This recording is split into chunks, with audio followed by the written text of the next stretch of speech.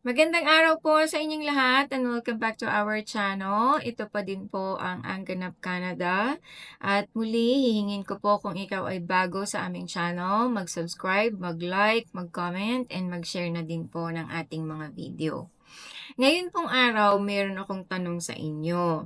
Sang-ayon ka ba kung sasabihin ko na wag dapat obligahin ang ating mga sarili na bumili, magbigay, magdala ng pasalubong para sa ating mga kapamilya, kamag-anak, mga kapitbahay, mga kakilala kung ikaw ay uuwi mula dito sa Canada or sa ibang bansa? Yan po, kung meron kang opinyon, kung meron kang gustong sabihin, kung meron kang saloobin tungkol sa paksang ito, gusto ko rin pong malaman ang iyong opinyon. I-comment mo po dyan sa comment section at baka ako din ay may matutunan sa'yo at baka magbago ang aking pananaw. Yan ang ating paksa for today. Naranasan niyo na ba yung umuwi kayo ng Pilipinas tapos nagdala kayo ng mga pasalubong para sa inyong mga kapamilya, para sa inyong mga kapatid, para sa inyong mga magulang, kaibigan, isama mo na rin diyan ang mga kapitbahay. Nagdala ka ng pasalubong tapos hindi naman nila nagustuhan. Kasi naranasan ko 'yan nung unang-una pa kaming nag-a-abroad ng aking asawa mula sa Dubai. Dito kasi sa Canada, I think once pa lang kaming nakauwi mula noong pupunta kami dito. 2015 yung last naming uwi, so it's about 10 years na. So ang aking ikukuwento sa inyo ay yung mga pag-uwi ko mula sa Dubai. So nung unang abroad ka, natural, natural talaga 'yan sa ating mga Pilipino. Ang dami mong dalang mga pasalubong para sa iyong mga isinasama pa pati mga kapitbahay, eh. At least may chocolate man lang, at least meron man lang sneakers kang iaabot kung merong pupunta sa inyong bahay at kakamustahin ka, gano'n. Pero bad experience talaga yung naranasan ko. Kasi nung unang uwing-uwi pa lang kami mula sa Dubai, binilhan ko ang mga kamag-anak ko, binilhan ko ang aking mga kapatid, siyempre ang iyong magulang din, tapos meron din para sa aming mga kapitbahay. Pero may mga narinig ako after, very ungrateful talaga. Sasabihin sa iyo na hindi naman masarap yung matcha, sana iba na lang. Hindi naman maganda yung kulay ng shorts na binili mo sa akin, sana ibang brand na lang. May mga gano'ng komento kang maririnig, hindi kasya yung sapatos, tsaka sana Nike na lang, ayoko kasi yung brand na ito. So may mga maririnig kang gano'ng mga komento after mong iabot ang iyong mga pasalubong, kaya hindi ako natuwa, very ungrateful talaga. So nung mga susunod na naming mga uwi, sabi ko hindi na ako magpapadala ng pasalubong. Hindi ko talaga uobligahin ang aking sarili na magtrabaho ng extra, kumita ng extra para mabilhan ko ang mga pasalubong ng aking mga kamag-anak, ng aking mga kapatid, ang aking mga kapitbahay, ang aking mga kaibigan. Kung siguro magpapasalubong ako kusa sa aking loob at kung meron akong natitirang pambili ng pasalubong para sa iyo. At saka yung mga pabilin na, "Oh, ako ay size 6 ang sapatos ko. Ako ay 34 ang waistline ko. Ako ay ganito, ganyan." Ayoko ng gano'n talaga.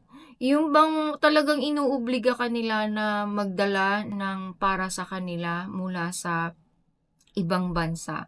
Kasi again, dito naman hindi natin pinupulot ang pera. Lahat 'yan, ang puhunan natin ay pawis, dugo, puyat. Naranasan kong umuwi mula sa Canada pabalik ng Pilipinas once pa lang. Yun yung nung na-PR kaming mag-asawa, kinuha namin ang aming mga anak. That was 2015. Yung mga panahon na 'yan, wala pa naman kaming masyadong kita ng aking asawa kasi nag-uumpisa pa lang naman kami. At saka talagang, hindi ako talaga naniniwala sa mga pasalubong na 'yan.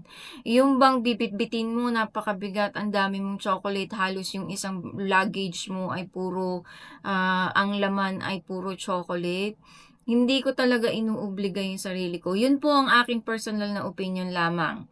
Yun kasi dahil sa aking karanasan noon na very ungrateful na mga kaibigan, mga kapamilya na very mga kapitbahay na rin, isama mo na rin yung mga yan kasi choosy pa talaga sila kung anong brand ng chocolate ang dadalhin mo sa kanila. So yun, umuwi kami 2015 mula dito sa Canada pabalik ng Pilipinas. Wala talaga akong dala. In-announce ko ang pag-uwi namin I think 1 week before. Yan. So ang aking nanay, sinabi ko sa kanya na wala naman akong dadalhin dahil wala naman kaming extra. So sabi niya okey lang naman daw sa kanya. Ang aking, asawa ang namili ng pasalubong para sa kanyang mga kamag-anak.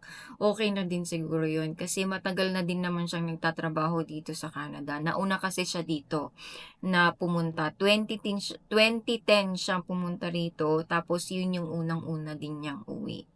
So, hinayaan ko na lang siya magdala ng pasalubong. Pero naiintindihan naman niya yung gano'n na dapat huwag nating obligahin ang ating mga sarili.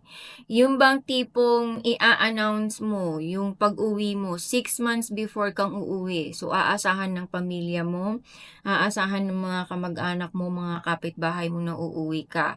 May listahan talaga silang nakaprepare para sa'yo. Screenshot pa nila yan, tapos isi-send nila sa'yo. Yan ang mga dapat mong bilhin at dalhin dito sa Pilipinas. Mga pasalubong yan. Tapos may mga nakalagay na pangalan. Para kay kuya, sapatos. Para kay ganito, kaibigan. Para kay uncle mo, ito, ganyan. So, may mga ganun talaga. So, ako, hindi talaga ako naniniwala sa ganun. Kung meron akong bibili ako ng pasalubong para iuwi sa Pilipinas, yung kusa sa loob ko. Yung bang tipong kung ikaw ay OFW, immigrant, resident, citizen ng ibang bansa, at ikaw ay uuwi, tapos iisipin mo, yung mindset mo is dapat meron akong maiuwi para sa lahat. Dapat mabuo ko itong listahan at maiuwi ko lahat ng mga bilin at mga pasalubong na gusto ng aking mga kapamilya. Yung dapat mo ay hindi po ako, sang-ayon.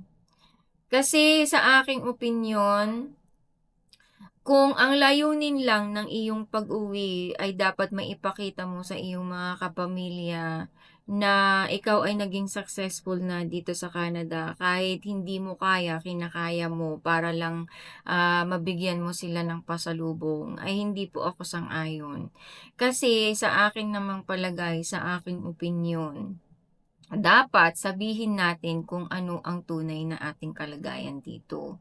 Huwag tayong uuwi at magyabang lamang sa ating mga kamag-anak, sa ating mga kapamilya na ikaw ay naging successful na. Dahil pinapatunayan mo na marami kang dala, kaya mong bumili ng mga pasalubong para sa lahat at kaya mong tustusan ang mga kahilingan ng mga kamag-anak mo. Yun po ang aking karanasan at aking opinyon tungkol sa ating topic or ating episode paksa for today na sang-ayon ka ba kung sasabihin ko sa'yo na hindi dapat obligahin ang iyong sarili para magbigay ng pasalubong sa iyong mga kamag-anak, kapamilya tuwing ikaw ay uuwi mula sa ibang bansa. Yun po. So, kung ikaw ay merong komento, merong kwento, gusto ko rin pong malaman. I-comment din niyo po sa comment section at para siguro may matutunan din ako at baka magbago ang aking pananaw tungkol sa usapin na ito. Maraming maraming salamat po sa lahat ng mga nanonood sa aming channel. At muli, kung ikaw ay hindi pa nag-subscribe, mag-subscribe, mag-like, and mag-share ka na din po ng ating mga video. Hanggang sa muli, maraming salamat po.